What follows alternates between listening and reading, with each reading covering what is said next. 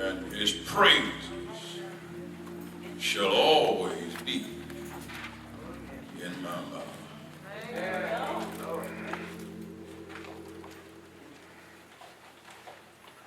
Bless the Lord,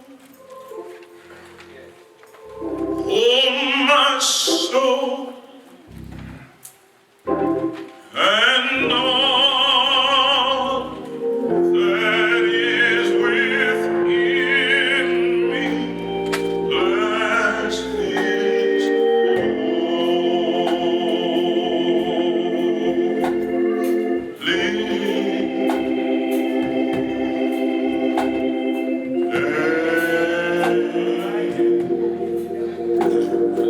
some of y'all tired, but Brother Kenny like me, he like to go back on the old stuff. I know he jump on that.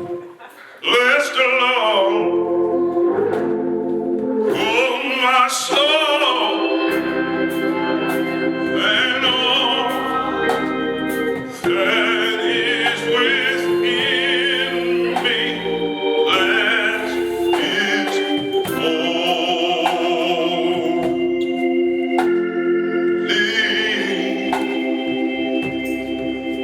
His holy name. From Matthew chapter 14 and verse 30.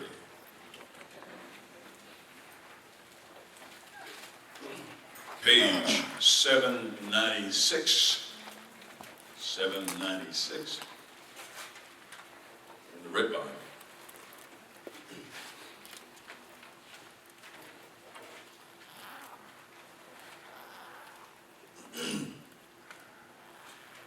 But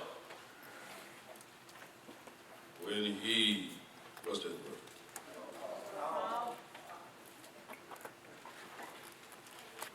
Give you all 5 more seconds.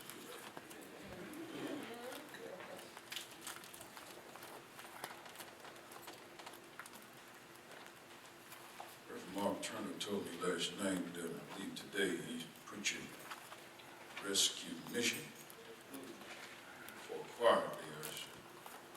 Better you than me. That's torture. But his sermon will be, he says, Selah. All right. Selah. Spell that. Very good. S-E-L-A-H. About 10:30 last night, we were out talking about the meaning of that word. And he's going into strange territory, Danielle. That preacher is crazy enough to go to a choir day and talk about Selah. All right. Glad to know somebody crazy enough around inside me. Because in the choir day, it's all about emotion. And I can prophesy this for you, that the offering today will be small. But when it's about music, it ain't about Jesus. It ain't about ministry. And it ain't about the offering. It's about emotion and shine. Or being seen, being fake, phony, and false doctrine. He does not. Check the record. But Selah is when you read a piece of scripture, don't read through it and keep it. It means read it, swallow it, digest it, or meditate on it. The reason some of us don't do no better is because the word can't change us because we don't Selah. We stay the same week after week and got something to say about everybody but ourselves. Don't get nothing else. Somebody may want to know this. You don't get to heaven on on what's wrong or right with somebody else. You got to live, die, and face the judgment for yourself.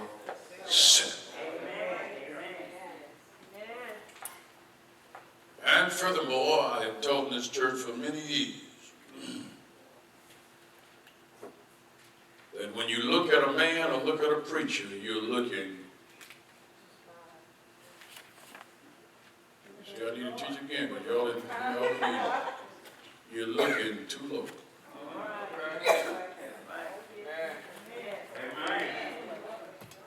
You got to look over and look where. Y'all still ain't got it. I pointed to you numerous times to the cross.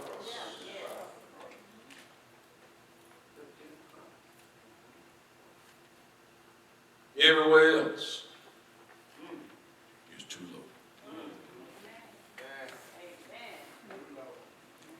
You look long enough at anybody, you're going to find something you don't want to see.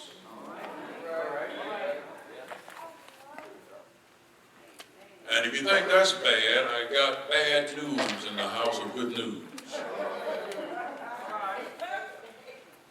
And when you get through looking at me, you might not want to look at yourself.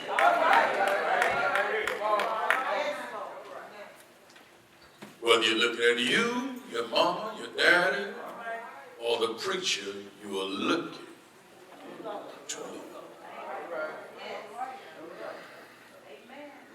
The man who wrote most of the New Testament had faults and frailties, and he wrote these words in Romans. He says, for all have sinned. And what I found out is that Nigerians don't allow some folk to sing, just themselves. You ain't included in all. There's something beyond all. And you in that group so that I can criticize you and crucify you. But I'm going to heaven anyhow.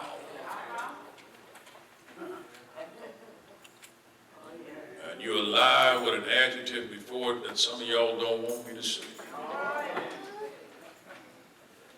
You can handle that for yourself, you know what I mean.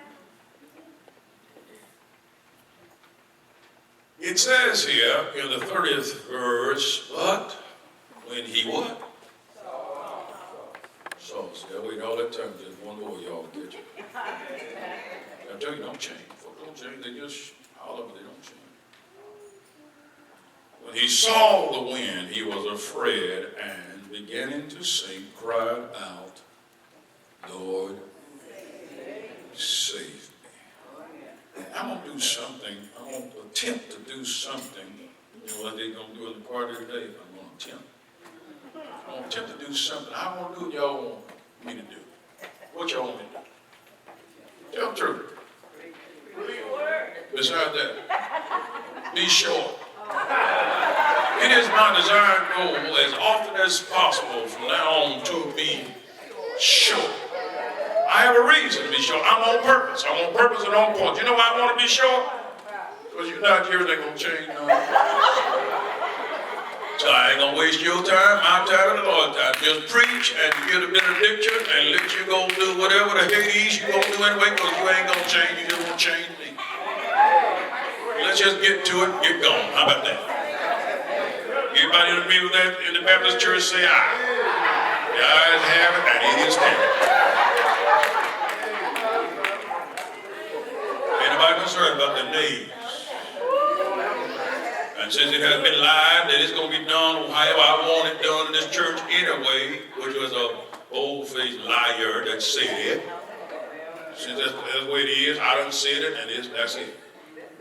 Thank you.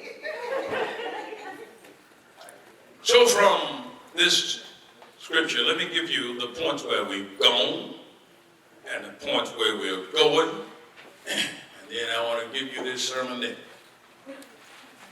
So what we're talking about for the last 2 weeks is what's the subject? A prayer recommendation. Save me, Lord. Here's where we've been for those who don't know. We've talked first about which comes first, saving or helping. But the main thing we learned from that was that sinners' prayers are not heard unless you're praying to the Lord to save you. Secondly, we have, in that same week, we covered pray daily and continuously. And then we concluded expressing how this all came about, that Peter was the one who was praying, "Save me, Lord," because a man who could swim was about to drown. Last week, we looked at a prayer for all situations. What is "Save me, Lord"? Now, where we're going over the next week or two, even on Father's Day, is an urgent prayer. This is an urgent prayer. Beyond that, we shall look at a prayer for when it doesn't look good. When I want to miss that Sunday in case we get there, and if you're here, you might not want to go to sleep when I get there. A prayer for when it what? Doesn't look good. Then we're going home on this last point and go on to something else that you're only going to change on. A prayer of 3 words. Thank you, Lord. You let it rain on the wrong Sunday. We're going to get short today. You don't need the rain to make the members stay, but they're going home in the rain anyway. So today, here's where we are. A prayer of sound doctrine. What did I say? A prayer of sound doctrine. That means, y'all, that there are some praying in faith in churches, at home, on the job, that's not sound in biblical doctrine. I'll give you a case in point. As Reverend Turner and I were about to leave, and it was about to rain when we were about to leave. I said, "Reverend, they are thinking about done. I need a Hollywood right now. These fools in America have descended so low that the only time they want prayer is in tragedy. And they'll get publicly on television." And so about 1 this morning, Reverend Turner was messed up by what I said. He said, "Doc, I need that information about what you looked at." I was telling him I had looked at the Roosevelts. And it just amazed me that when Winston Churchill was trying to get Franklin Delano Roosevelt committed to World War II, and Roosevelt wanted to get in the war, but America then was like America is now. Anytime somebody's seriously in need, it ain't my problem. What has happened to those folk over there ain't got nothing to do with me. Really? And that's the way the church is. As long as the Lord's answering your prayers, you ain't concerned about nobody else's. We don't want to get involved in problems and issues. But look at what has happened since the church has not gotten involved in issues. The issues have come to the church's house. Used to be that the boat was in the water, but now the water has gotten in the boat. That's what's happening in the church, because when you don't get involved and solve issues, that is what happens.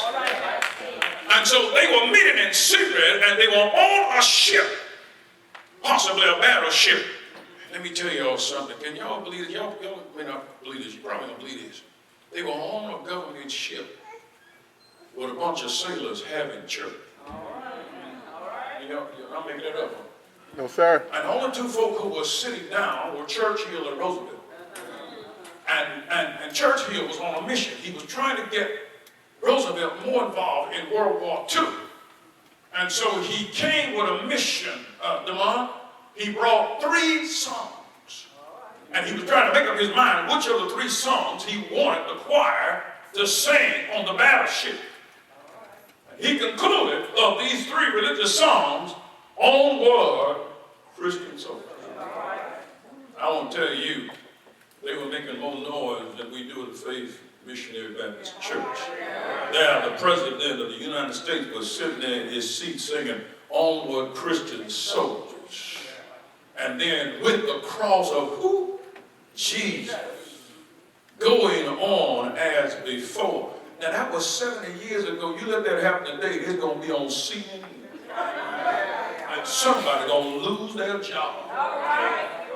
But Roosevelt went home inspired from the song and told his son, if Churchill had not done anything else, he got me involved, all because he was singing onward Christian soldiers. I told him, but today all the government wants to talk about is you're in my thoughts and in my prayer. That's a demon prayer. I said, Rob, what in the Hades are they talking about? Because how is it that you don't go to prayer meeting and you vote to take prayer out of the school and then get on television and say you in my thoughts? Now, I need to find out who in here think that make any sense at all. All right? That's a strong contradiction. Because their prayers are not sound in its doctrine. Well, listen. You see, we need to pray a prayer of sound doctrine, and save the Lord is one, because in order to get saved, to go to heaven, guess who's going to have to save you? It ain't you. You ain't too cute. See, you can't be so cute to get saved. Yeah, you ain't so fine. God ain't impressed by your fineness. Your cologne and perfume don't smell so expensive. Your jewelry ain't so important. Your house not so big. Your car is not so better than everybody else. Your money doesn't mean nothing to God. He already owned it and he gave it to you. Your education doesn't mean nothing because the main education is from the church and not the schoolhouse. And if you don't have no education of God, you ain't got yourself nothing. And we got folk over here, and no matter how much I teach it and preach it, when I tell you you can't save yourself, we still got folk still trying to save themselves. What you got to do, if you're going to heaven, you got to quit crying. You got to quit crying. Quit. Just do like that. Just quit. And tell the Lord, I can't save myself. You don't live right because you're saving yourself. You live right because you got saved. And if you ain't living right, it's a sign you ain't saved. Some folks say, when I get myself right, then I'm going to get saved. No! Quit trying to get right and start trying to get saved.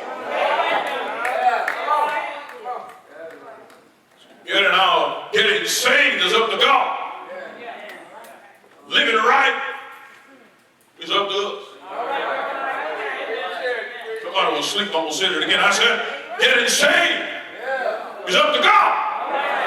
Living right is up to us. But you see, there's a big problem we have. Even we who confess to be saved in here have the Jethro Bodine syndrome.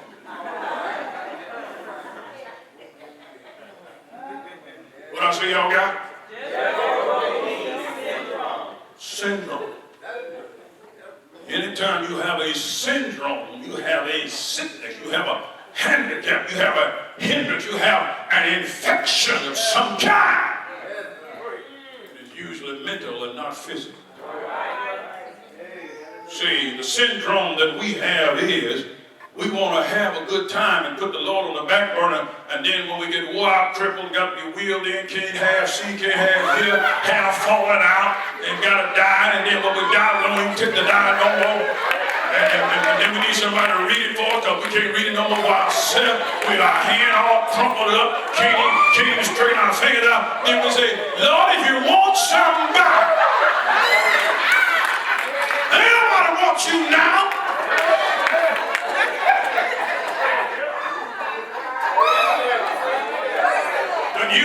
everything the Lord gave you. Don't live so hard until it's a regular everywhere. Cosmetics won't cover the cosmetics. I'm just tired.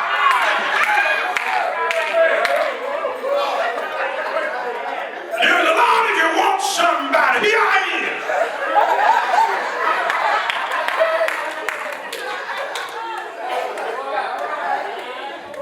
Because we got the Jethro syndrome. I have to live like I want to live. Look, I got good news for you. You can get saved and still live like Jethro. And then what happened is while you're living for the weekend, the Lord will start reeling you home. And as He reels you home, you'll want to come home. It's better to be saved in the club than be a sinner in the church. It's better to be saved on crack than to be a sinner that's straight in the head. It's better to be saved being an alcoholic than being a sinner who's trying to walk straight.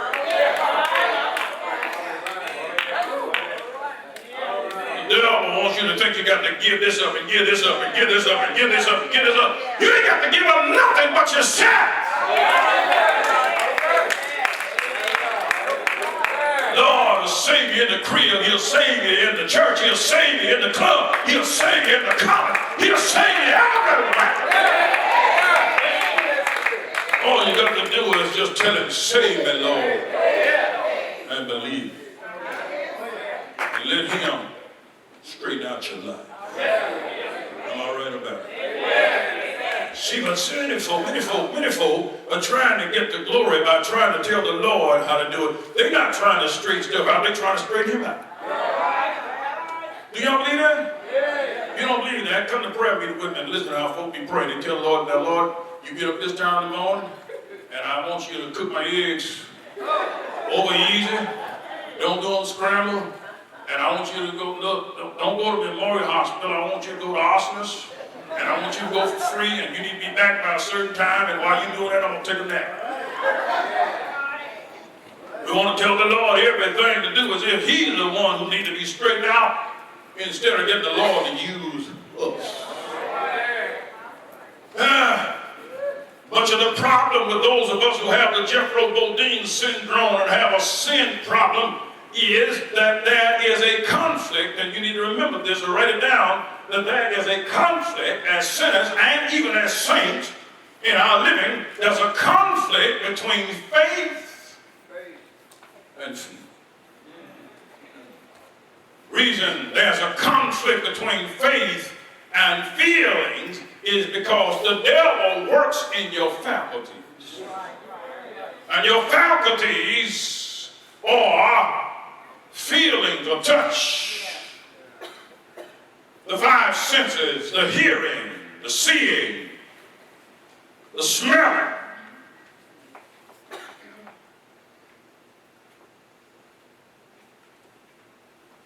And touch, taste,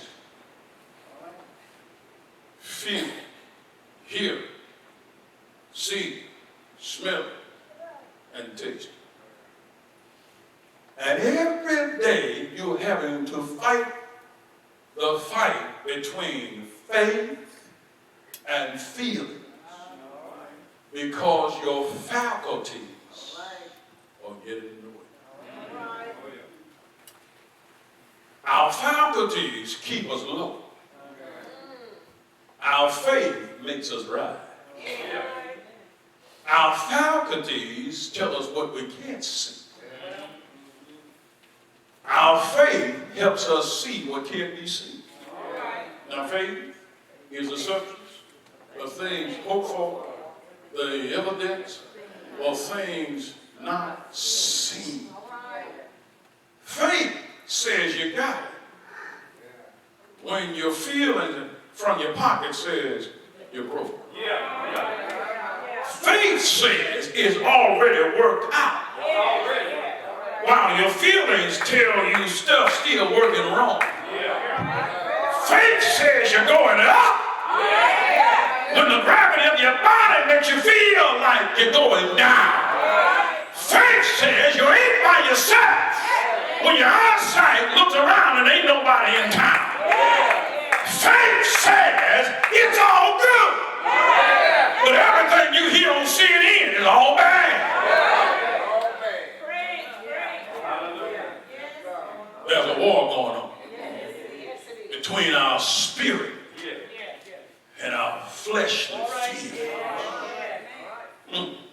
Somebody here need to know the reason you don't have no more than what you have in the flesh is because of your feet. But if you walk by faith, God opens up the windows of heaven. And see, some folk can't tithe because their feelings are in the way. But if you put your feelings in check, your faith will help you to write the check. Well, listen, somebody. You see, William Bright wrote in Practical Christianity that the problem you and I have, a problem that develops, is that we are living more on our feelings than on our faith. But watch this. Paul writes in the beginning of the book of Romans in chapter 1, he's talking about the gospel. He's talking about the gospel and that he's not ashamed of the gospel. Look at here, check this out. Now, if you're born again, I want to tell you, you can be ashamed of the gospel if you're judging the gospel by your family. I'm trying to make this short, but I can't move too fast right there. Did y'all get this? When you sit in church, your faculties will shut down your shout. But your faith will make you holler. When folk are sitting there looking at you with their neck stretched and looking ugly at you, and it make you holler out. Oh, by the way, your faculties will make you worship cute, but your faith will make you worship up. Your faculties will cause you to only worship by what you can do, but when you're in your faith, you do the moonwalk and don't know how you're doing it.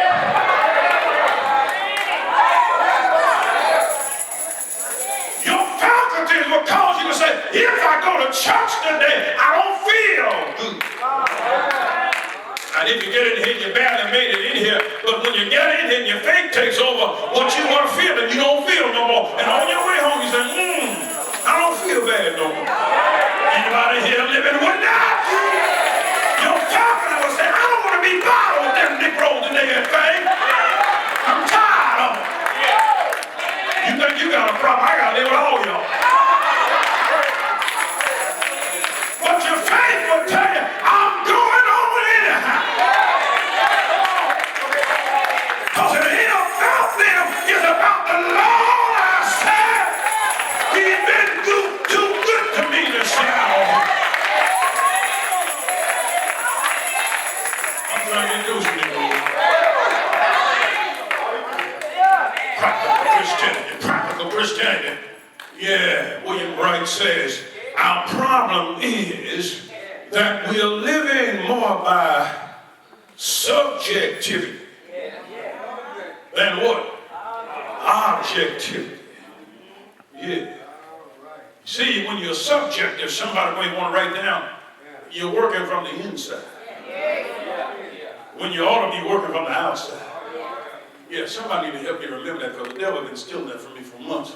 Because when my baby boy was put in jail, when he shouldn't have been in there, he told me, he said, I'm getting tired now. And I'm trying to keep from losing my mind.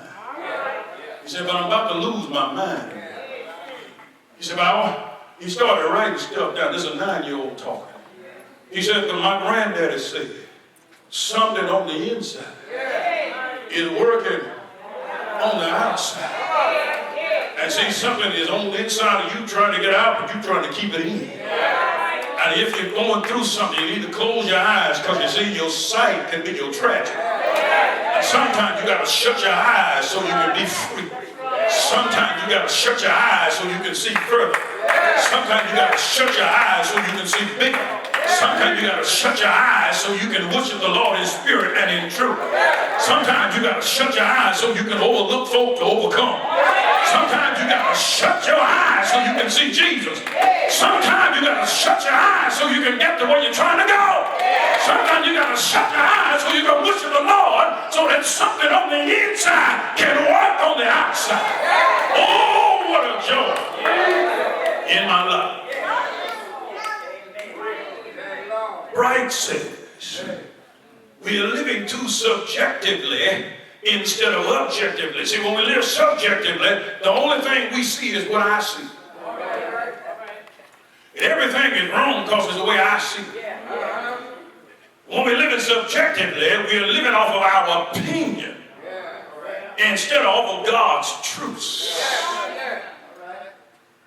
Can I get a witness? When we're living subjectively, we go fishing on Sunday and cut the yard on Sunday and wash the car on Sunday. But when you're objectively, you remember that there's somebody bigger than you, that your day is Saturday and the Lord's day is Sunday, and you wake up in the morning and say, this is the day that the Lord has made, and no matter what, I'm going to rejoice and be glad in it. Am I right about it? Right says, we're too subjective when we need to be objective, and when folk leave church and don't come back, it's because they're subjective and don't realize while they're trying to hurt me and hurt you, they ain't hurt nobody but themselves, and you got to get to heaven still when you leave here. How about that right there? And while you on the outside of the boat, just think about folk, if they were on the inside of Noah's Ark, they decided to get on the outside and go hurt Noah. And when it rained, who drowned? I'm on the inside. He says to us, we are living too much by our feelings and not our faith. We're living too much by our emotions rather than by God's word. Ask yourself, are you subjective or objective? Are you of feelings or of faith? Are you of emotions or of the word? Are you feeling me? And as I end this thing here, I want to tell you, I want to take you to the book of Genesis chapter 3. The problem we have here, the same problem that Peter had, the same problem you and I have, the same problem I had with y'all reading the word, and 5 minutes later y'all still couldn't read it. The tragedy of sight. You got to understand that the devil will come see you. And it's an amazing thing that if you want to hear from the Lord, you might have to get quiet and wait a minute. And matter of fact, you might have to come back another minute. You may come on Monday, you say, Lord, I'm coming to seek your face, and you wonder what's going on, and maybe I'm not hearing the Lord. Well, no, sometimes it's not that you're not hearing him, it's a matter of fact that he decided not to talk on Monday. Because he's waiting to see if you're going to come back on Tuesday. Yeah. And so he may talk to you on Tuesday. And you got to understand this, God talks on purpose. God talks on time. Yeah. But the devil intrudes. And part of your meditation problem is you're trying to hear the Lord, but somebody shows up who ain't invited. Anybody here feeling me? You're trying to keep your mind on the Lord, but the devil want to put your mind on the love song. I ain't got no problem with love song, but you know, it's all right with me if you think you're lonely now. Wait until the night. Yeah, ain't nothing wrong with it. Yeah. There ain't nothing wrong with love and happiness. Yeah, ain't nothing wrong with Teddy P saying, I'm always thinking about you. Ain't nothing wrong with that. But when you're talking to the Lord, you want your mind on him, but the devil will show up and put your mind on your sofa. And guess what? The TV ain't even on. Yeah. He put your mind on you need to text somebody. The problem is, you like texting. Yeah, you're laying there thinking about what you gonna cook this evening, talking about some fried chicken, and you just had some yesterday.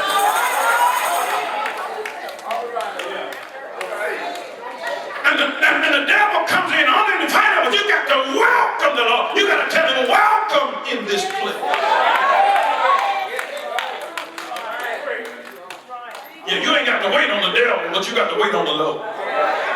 You know how we are about that. We don't like waiting. Yeah, but the devil will show up and tell you some stuff that you don't need to hear about. What he tries to do is mess us up with our sight. Yeah. So it was with Eve. He showed up uninvited. Began to talk to her about some doctrine that wasn't sound. This is what he said to her. Did not God say? Here we go.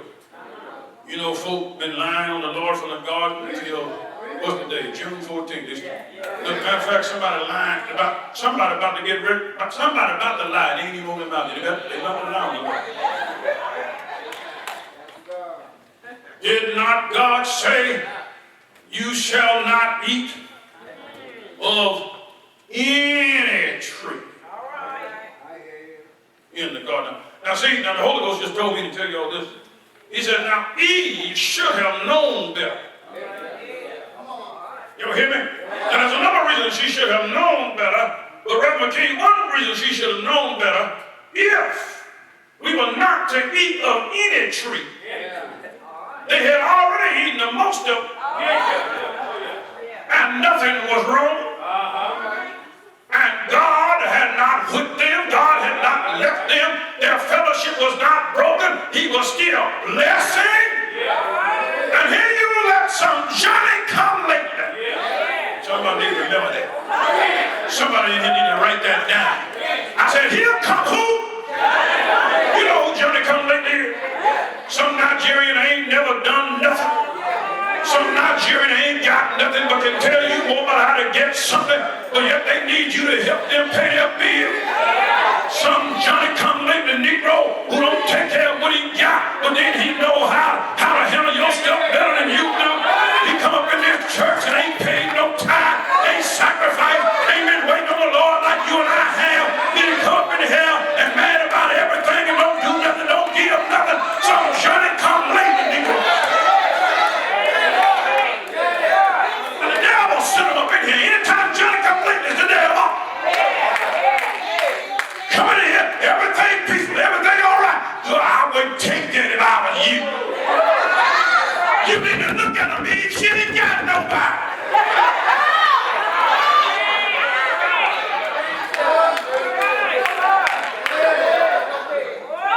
I wouldn't be living in that neighborhood. You in the project. You somebody else house. The old Johnny come lately, Negro.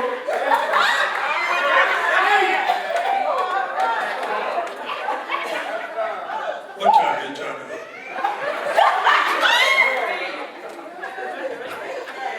Man, y'all about to go to y'all. Y'all know I'm gonna sweat there with something. I'm gonna change my shirt.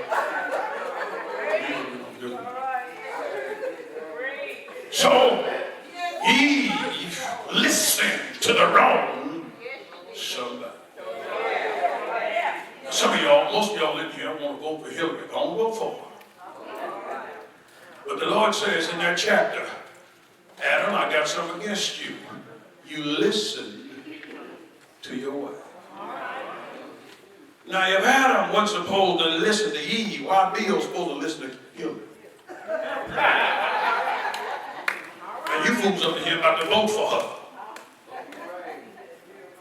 And when Bill need a ride from now on, he got to get a ride from her. What that look like? Now y'all been happy all this time. Now I finally be mad. You know, I just been preached one time. I think somebody mad won't leave church. Don't do what you got to do. Ain't nothing changed.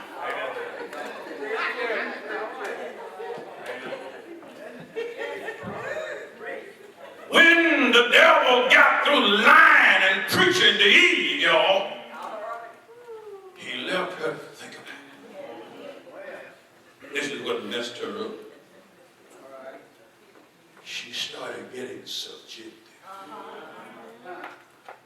Watch this. Here's where you and I will miss our blessing. When we think about more what's in it for me than for God.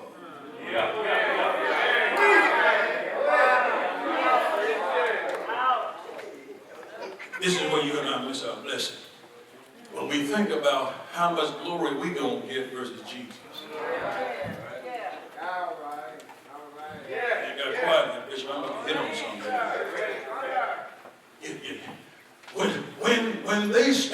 When she started thinking about her appetite for the flesh instead of her appetite for the spirit. You know, a couple of months from now, we're going to be doing a prayer revival here all month. And one of the things that's going to happen, some of y'all ain't going to like it, we're going to fast.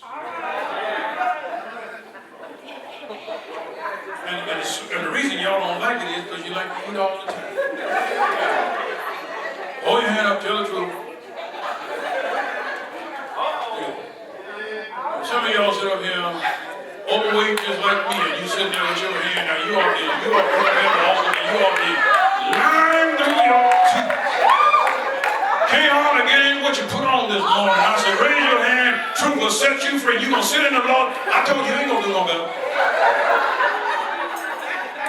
Can't tell the truth. I mean, you know all the time in your house. You always, as long as you're at home, you think about eating. Tell the truth. That's why if you not to gain no weight and leave your own house, the longer you're in it, there's a demon in your house say, eat me, eat me, eat me. You let your bed, food make you get out of your bed and go get something to eat. You say to yourself, I'm going to die. Less than 5 minutes from now, you eat something you got to do. Because that demon be talking to eat me. I mean, you can be even meditation and pray to make you want to get up to eat me. I'm going to live it with you. Devil put in her mind, eat me. Eat this fruit. She said, it looks good. I said, she thought about it. Her ears. She thought about the supposed power that would come along with it. She was subjected. She reasoned within herself it was good for her emotions. But anytime you and I are selfish, are y'all listening to me? Anytime we are selfish, we're going to end up on the losing end. Do y'all not know some folk are divorced today, some folk ain't got nobody because they were too selfish. Amen. This side. All you Nigerians will have somebody.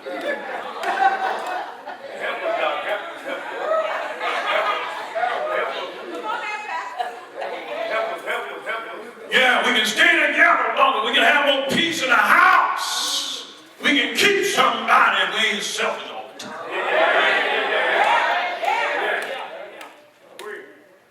Yeah. Be careful of yourself. Be careful of what you see talking to you, because remember this, most of what you see ain't what you see no how.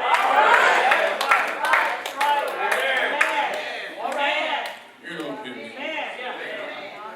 But I want to tell you, if you got to see something, I recommend seeing Jesus.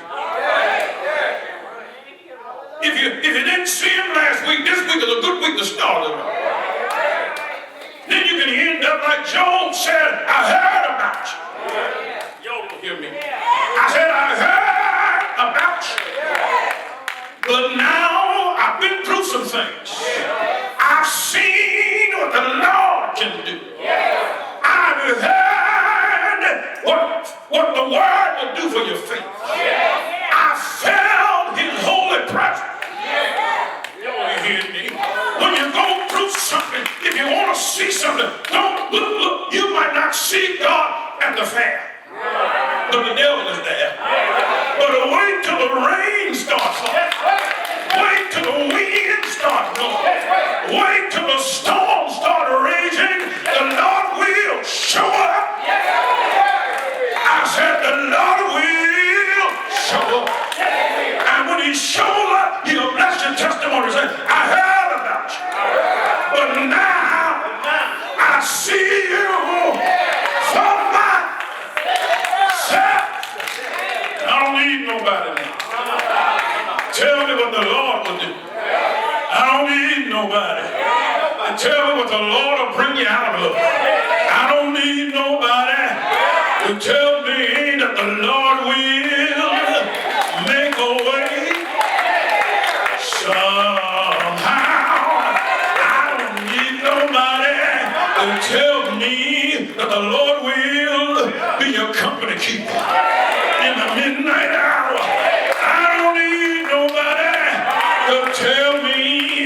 you can't go to sleep at night. It's a frustrating thing. When you get your bath and get in the bed, put on your sleeping clothes, turn out the light, no noise in the house, but you still can't go to sleep. But it's an amazing thing that when you can't go to sleep, but you do what old folks say, take on the home remedy and have a little talk with a man named Jesus. When you wake up in the morning, you'll wonder what the night went. Oh Lord, ain't he all right? Ain't he all right? Have he ever done anything for you? You ought to say yeah. Say yeah. I know he's all right. And I don't know about you. And I don't know about you. But I wouldn't take nothing from a journey now. And I sure wouldn't trade my God. Because the man's all right with me. And it makes me just want to shout on Sunday morning. Because the Lord been mighty good